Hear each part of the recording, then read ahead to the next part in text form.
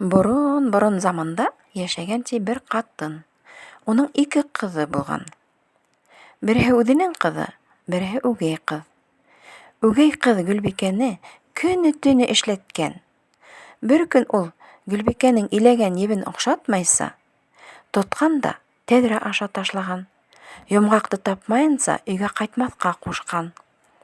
Гөлбикә илай-илай йомғағын эҙләп киткән. Гөлбикәгә һыйыр көтөүсеһе, йылҡы көтөүсеһе, һарыҡ көтөүсеһе осраған. Гөлбикә уларҙан: «Йомро-йомро йомғағым тәгәрәп киткәйне, күрмәнегеҙме?» тип һораған. «Бынау яҡҡа бер йомғаҡ тәгәрәп китеп бара ине, шул булғандыр әле һинең йомғағың», тигәндәр көтөүселәр. Бара торғас, Гөлбикә бер урманға килеп ингән. Алда йымылдап ҡына бер ут күренгән. Гөлбикә барып етеп, тәҙрәнән ҡараһа, ҡарт бер әбей йүниләп ултыра икән. Гөлбикә ҡурҡа-ҡурҡа ғына өйгә ингәс, иҫәнләшкән дә: «Йомро-йомро йомғағым тәгәрәп китеп юғалды, һин күрмәнеңме, әбекәй?» тип илап ебәргән. «Юҡҡа илама, миндә 2-3 көн торорһоң да ҡайтырһың, бер ни ҙә булмаҫ», тип йыуатҡан әбей Гөлбикәне. Гөлбикә әбейҙең ҡушҡан эштәрен йүгереп йөрөп эшләгән, күпереп торған ҡоймаҡтар ҡойған, мунса яғып әбейҙе һәйбәт итеп йыуындырған, хуш еҫле ҡайын миндеге менән сабындырған, самауыр ҡайнатып, сәй әҙерләгән. Әбей самауырҙы йыҡҡансы, рәхәтләнеп, тәмләп тороп сәй эскән. Гөлбикә өҫтәлде йыйыштырған да ҡайтырға булған. «Ярар, ҡыҙым, бына һинең йомро йомғағың. Хәҙер сарҙыҡҡа менеп төш. Унда бәләкәй генә бер йәшел һандыҡ булыр. Шуны үҙеңә алырһың. Тик өйөңә ҡайтып инмәйенсә һандыҡты асма», тигән әбей. Гөлбикә әбей менән хушлашып, биргән бүләге өсөн рәхмәттәр әйтеп, ҡайтып киткән. Ҡайтып, өйгә ингәс, әбей биреп ебәргән һандыҡты асып ҡараһа, эсе тулы алтын-көмөш икән. Быны күреп үгәй әсә: «Ҡайҙан алдың был тиклем байлыҡты?» тип ҡысҡырып ебәргән. Гөлбикә булған хәлде һөйләп биргән.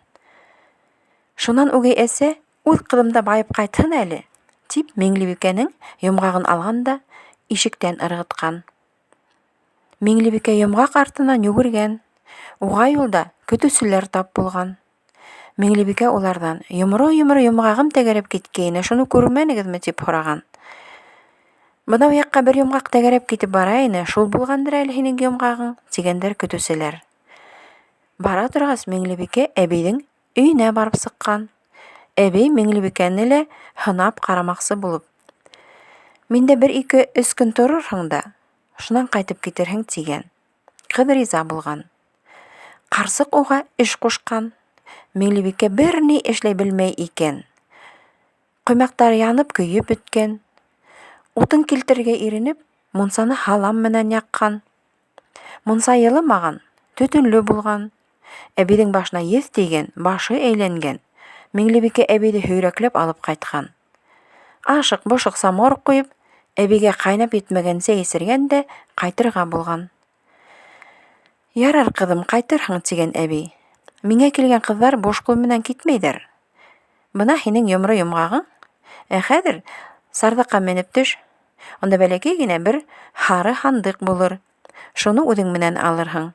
Тик өйөңә ҡайтып инмәйенсә һандыҡты асма», тигән. Миңлебикә һары һандыҡты алып йүгерә-атлай ҡайтып киткән. Өйгә инеү менән һары һандыҡты асып ебәрһә, эсендә мыжғып торған йыландар, саяндар, кеҫәрткәләр, тағы әллә ниндәй тәлмәрйендәр тулып ята икән.